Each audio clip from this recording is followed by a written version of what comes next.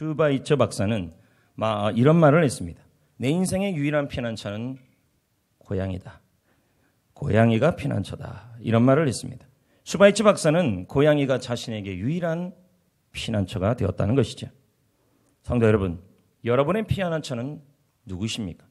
여러분의 피난처는 무엇입니까? 지금의 현실에서 여러분이 피할 수 있는 장소는 어디입니까?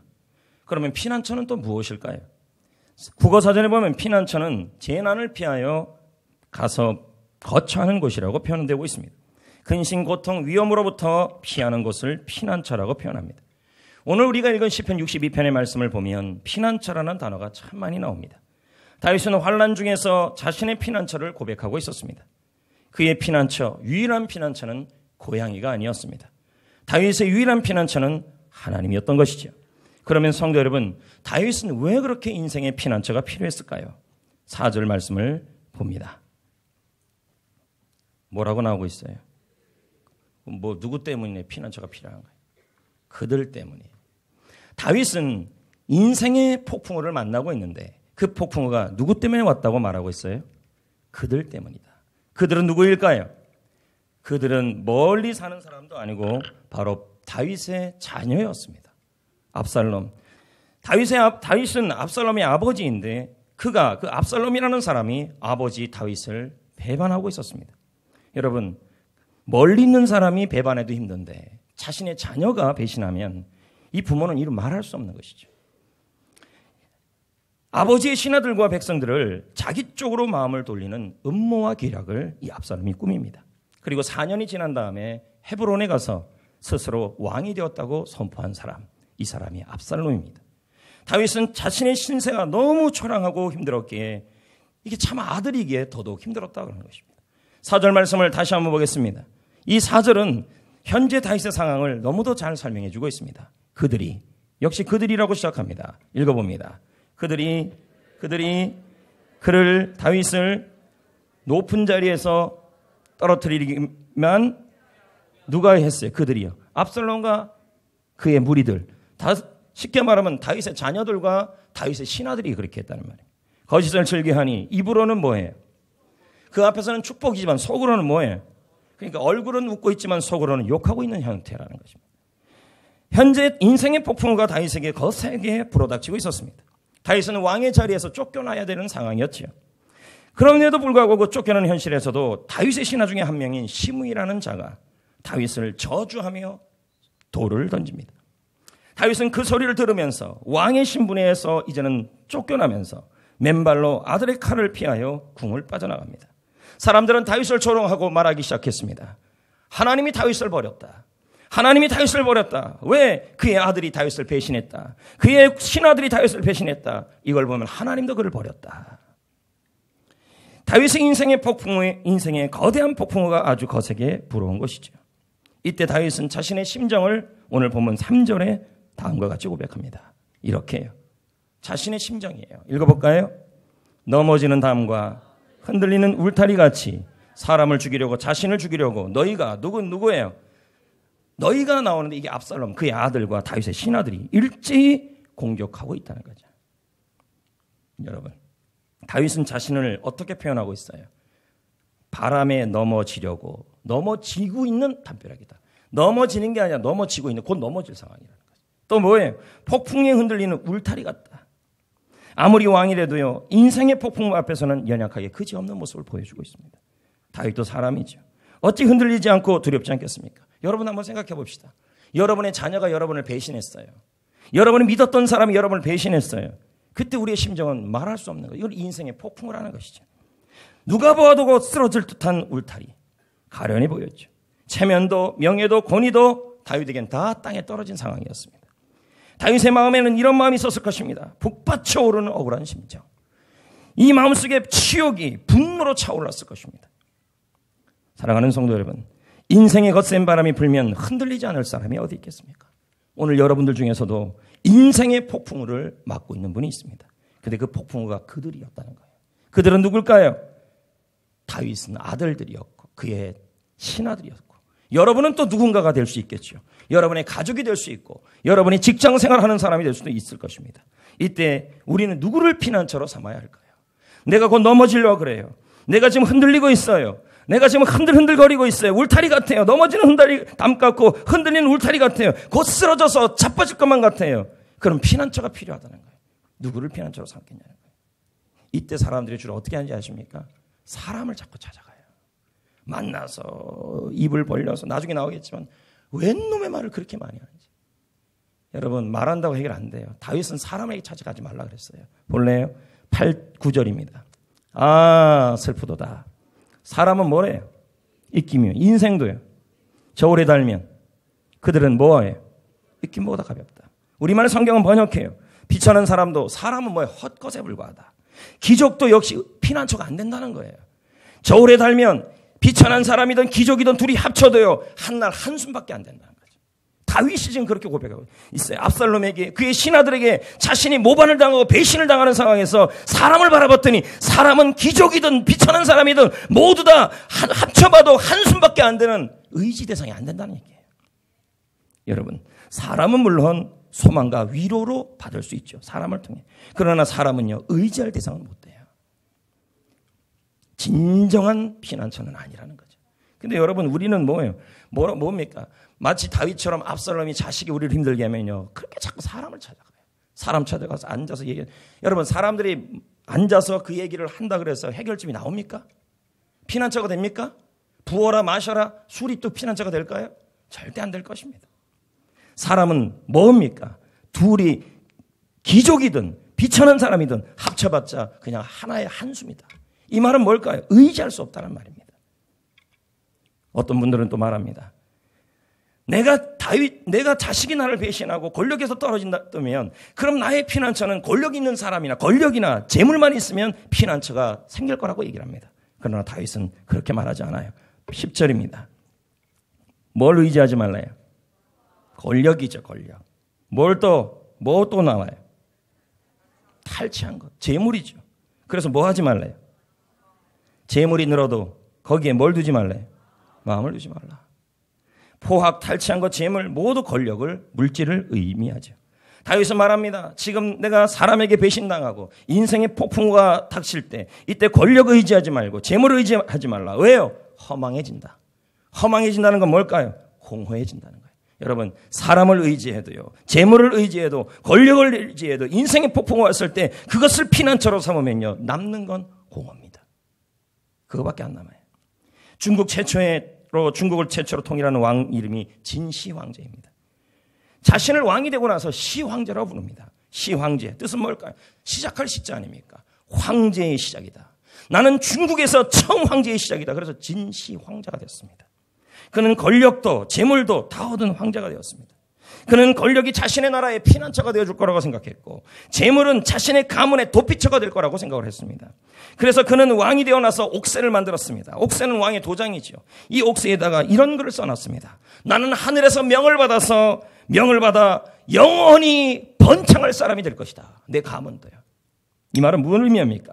재물과 권력과 사람을 통하여 나는 자사손손 피난처를 얻을 것이다. 이 말입니다.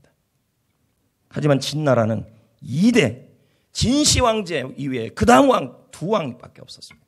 그리고 15년 만에 막을 내렸는데 진시황제가 죽은 주 그의 아들 이후에 4년 만에 이 나라는 시황제가 죽은 이후에 4년 만에 그렇게 재물도 권력도 피난처로 삼으려고 했는데 무너지고 만 것이죠.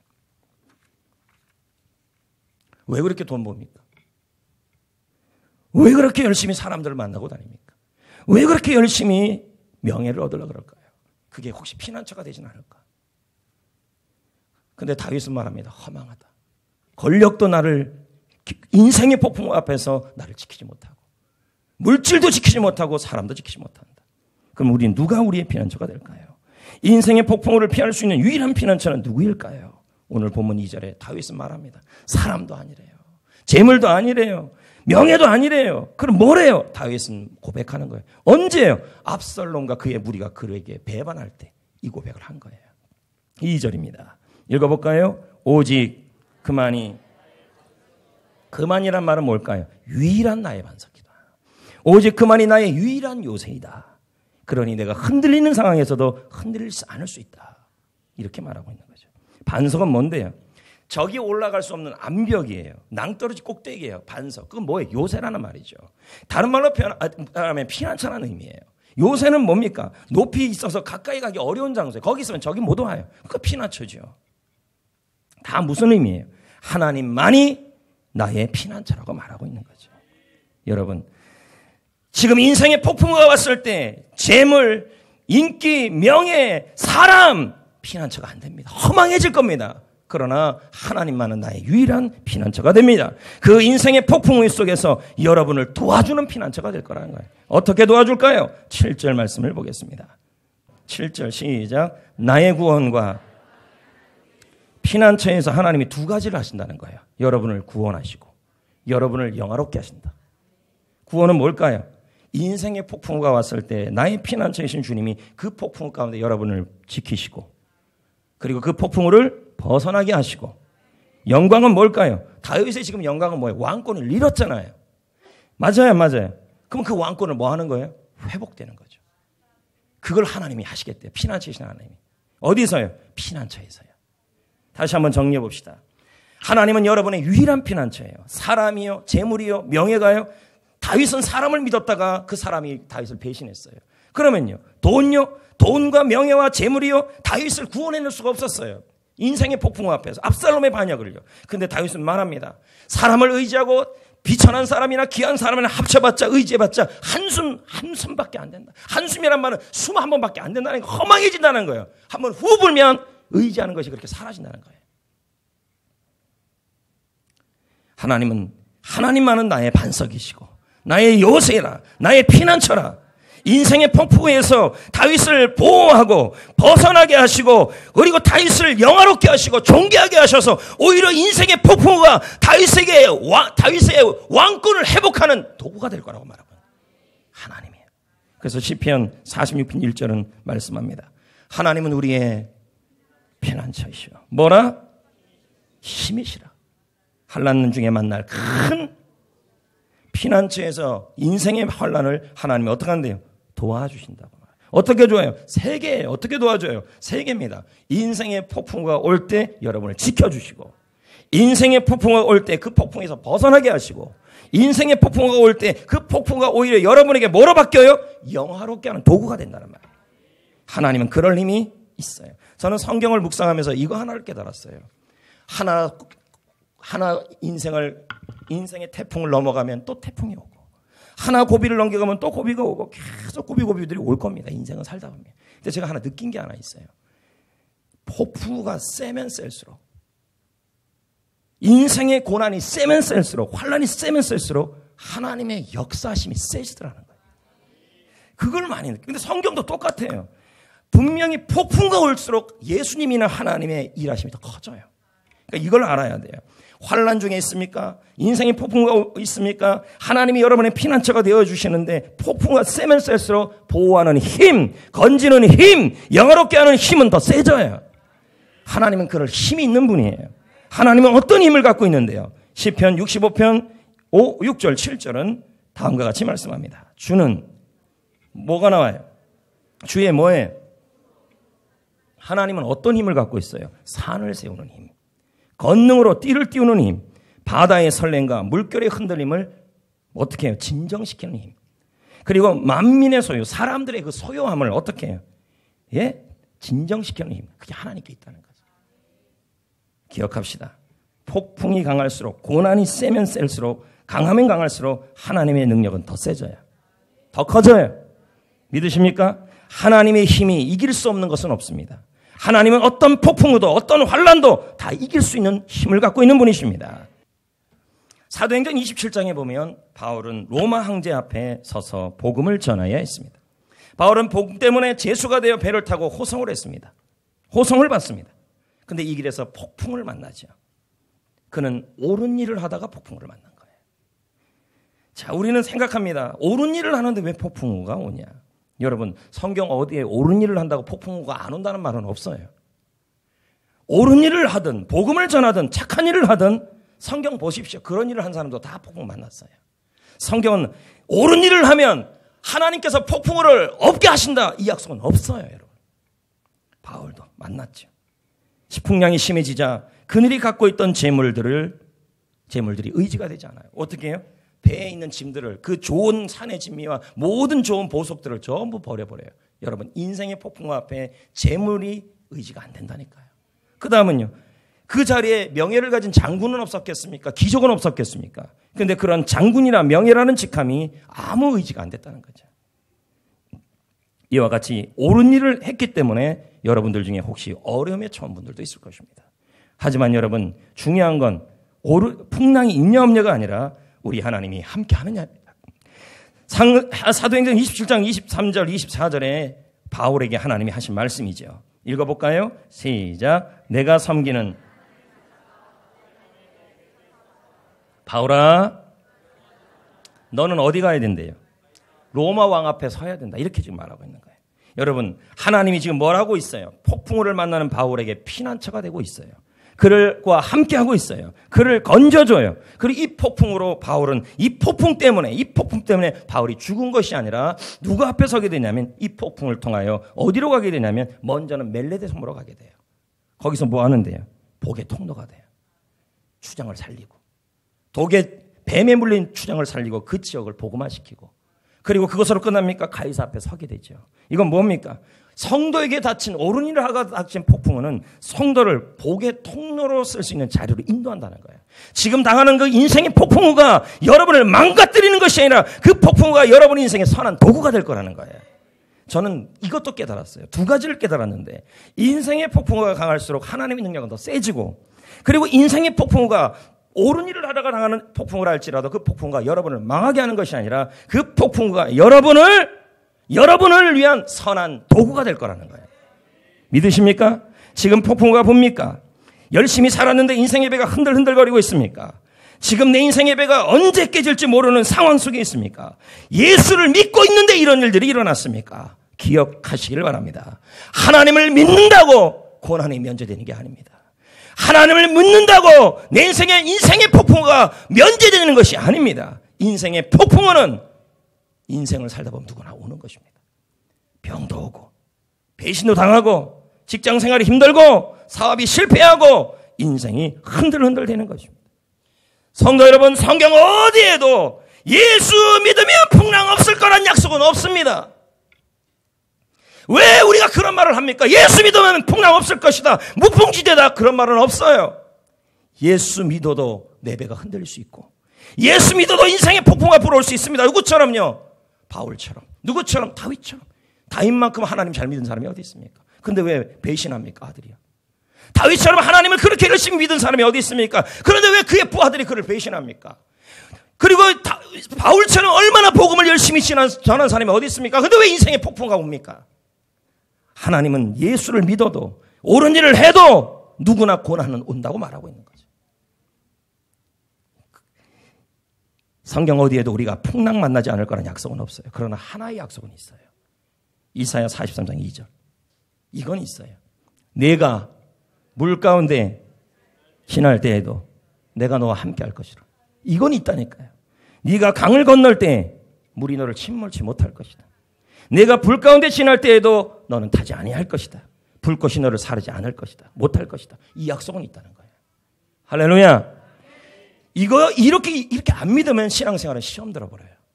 내가 옳은 일을 하는데, 예수를 믿는데 왜 자식들은 계속 속만 썩이고, 나는 열심히 교회를 위해, 복음을 위해 살고 있는데 왜 내 옆에 있는 사람들은 계속 내 뒤에서 모함을 합니까? 왜 나는 병이 걸리고, 왜 나는 이렇게 직장 생활은 힘들고, 왜 사업은 자꾸 뜻대로 안 됩니까? 이렇게 할 수 있다는 거예요. 그러나 성경 어디에도 인생의 폭풍우가 없을 거라는 약속은 하지 않아요. 이거는 있어요. 내가 너의 피난처가 될 것이다. 하나님은 좋은 시절에만 여러분을 돕지 않아요. 힘든 시절에, 폭풍우가 불 때도 여러분을 도와요. 환난 중에 만날 큰 도움이시라. 하나님은 우리의 피난처시라, 나의 힘이라. 그러니까 여러분 기억하셔야 돼요. 폭풍우가 세면 셀수록, 목사님 저는 한 고비를 넘겼는데 또 폭풍우예요. 가면 갈수록 세져요. 폭풍우가 세면 셀수록 하나님의 힘은 더 강력하게 여러분에게 일하실 거라는 거예요. 더 강하게. 아멘. 하나님은 쓸데없이 여러분에게 폭풍을 허락하지 않아요. 다 이유가 있어요. 하나님은 모든 고난을 없애주겠다고 말씀하지 않았어요. 오히려 그 고난이 그 폭풍우가 내 인생의 질병이, 배신이, 직장 생활이 힘든 것이, 사업이 어려운 것이, 그것이 그 폭풍우가 오히려 여러분에게 유익이 되는 도구로 바꾸어 주겠다는 약속은 있어요. 폭풍우가 너무 힘듭니까?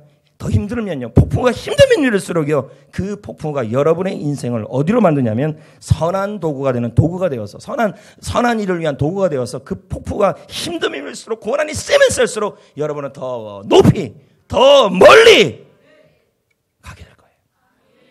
고난이 힘들고요, 폭풍우가 세면 셀수록요, 하나님은 더 강력하게 역사하고 내 강력한 피난처가 되어주실 거예요. 그러면 그럴수록 그것으로 끝나지 않아요. 어떻게 해요? 더 강력하게, 고난이 너무 세요. 근데 그 고난의 폭풍우가 여러분을 더 강력하게 뭐로 만들어요? 영광을 회복시키는 도구가 될 거예요. 바울은 그 폭풍우 때문에 멜레드 섬으로 갔어요. 이런 말이 있습니다. 하나님의 허락 없이 일어나는 일은 없다. 지금 여러분의 삶 속에, 지금 당신이 겪고 있는 이별의 아픔, 재정적인 어려움, 복잡한 일들, 우리 이런 일들이 많아. 이게 인생의 폭풍우예요. 당신을 향한 하나님의 계획을 무산시킬 수 없다. 여러분을 향한 하나님의 계획이 있는데 지금 여러분에게 일어나는 그 복잡한 일, 이별의 아픔, 재정적인 어려움, 질병, 아무리 그 폭풍우가 세도 하나님의 계획을 무산시킬 수는 없다는 거죠. 내 인생에 일어나는 나쁜 일이, 그 나쁜 일이 오히려 나에게 선한 도구가 될 것이다. 우리를 헤아리는 폭풍랑이 일어나도 하나님은 그 풍랑의 바람의 방향을 바꿀 수 있는 분이시다. 하나님은 우리를 보호할 뿐만 아니라 어려운 사람들에게 복을 전할 수 있는 곳으로 데려가실 것이다. 뭘요? 지금 환란의 폭풍우가 날 그렇게 쓸 거라는 얘기예요. 인생의 풍랑이 거셉니까? 아무리 힘들게 살아봐도 희망이 안 보입니까? 상황이 점점 안 좋아집니까? 내가 다 죽게 되었는데 하나님이 날 돌보지 않는 것 같아요. 그래서 걱정이 이만저만 아닙니까? 하나님이 우리를 돕지 않는 게 아닙니다. 하나님은 우리와 함께하고 있고 저와 여러분의 피난처가 되어주시고 나를 보호하시고 건지시고 바람의 방향을 바꾸어 우리 인생을 더 좋은 곳으로 인도하여 줄 것입니다. 아멘. 여러분, 하나님은 나의 피난처이십니다. 사람 의지하지 마세요. 물질 의지하지 마세요. 그리고 재물 의지하지 마시고 명예 의지하지 마세요. 성도 여러분, 아인슈타인의 부인에게 기자가 물었습니다. 위대한 과학자와 함께 사는데 수학을 아십니까? 아니요. 물리학을 아십니까? 아니요. 그러면 남편이 뭘 하고 계신지는 아십니까? 아니요. 도대체 당신은 아인슈타인의 부인이 맞습니까? 부인은 미소를 지으며 말했습니다. 전 아무것도 모릅니다. 그러나 오직 한 가지는 분명하게 압니다. 그 사람이 내 남편이라는 사실은 압니다. 여러분, 인생의 폭풍 앞에 아무것도 모를 수 있습니다. 방법도 길도. 그러나 한 가지는 알아야 합니다. 하나님은 나의 피난처다. 이건 알아야 합니다. 이게 뭐예요? 주님의 품에 안기는 거예요. 환난 중에 만날 큰 도움이라는 사실은 알아야 합니다. 할렐루야. 그분의 품에 안기면 힘을 주시고 그분의 품에 안기면 보호하여 주시고 건져주신다는 것은 알아야 합니다. 그리고 그분의 품에 안겨야 합니다. 그리고 그분의 품에서 뭘 해야 합니까? 하나님의 구원을, 하나님의 영광을 소망하시고 모든 순간순간에 나에게 일어나는 모든 인생의 폭풍우를 다 주님께 맡겨야 합니다. 그리고 가만히 있으세요. 이건 하시되 내 힘으로 못하는 일들이잖아요. 지금 이 상황이에요. 그러니까 움직이지 마세요. 움직이면 총 쏜다 그런 거 있잖아요. 움직이지 마세요. 움직이지 말라는 말은 뭘까요? 좀 벙어리가 되란 말이에요. 앉아서 안 좋은 일 얘기하고 힘든 일 얘기해봤자요, 입만 아파요. 해결이 안 돼요. 가만히 있어요. 입을 다물고 벙어리가 되시고 하나님의 구원과 하나님의 소망과 하나님 주실 새 힘을 소망하시고 하나님 하실 일을 의지하시고 맡기십시오.